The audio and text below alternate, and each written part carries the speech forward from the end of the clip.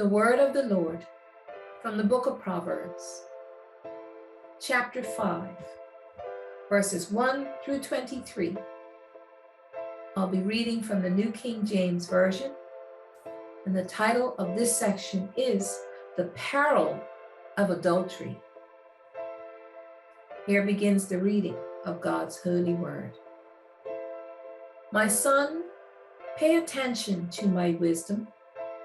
Lend your ear to my understanding, that you may preserve discretion and your lips may keep knowledge. For the lips of an immoral woman drip honey, and her mouth is smoother than oil. But in the end, she is bitter as wormwood, sharp as a two-edged sword. Her feet go down to death. Her steps lay hold of hell. Lest you ponder her path of life, her ways are unstable. You do not know them. Therefore, hear me now, my children, and do not depart from the words of my mouth. Remove your way far from her, and do not go near the door of her house, lest you give your honor to others and your years to the cruel one, lest aliens be filled with your wealth and your labors go to the house of a foreigner, and you mourn at last, when your flesh and your body are consumed, and say, how I have hated instruction, and my heart despised correction.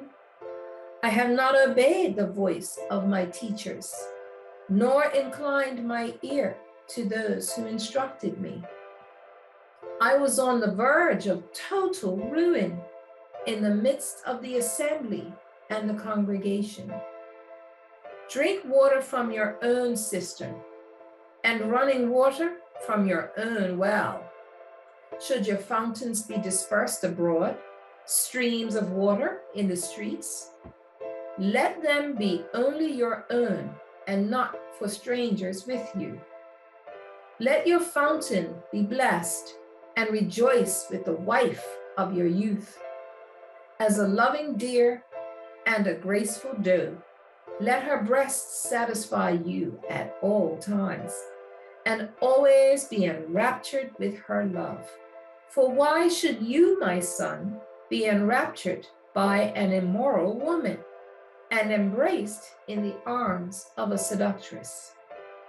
For the ways of man are before the eyes of the Lord, and he ponders all his paths.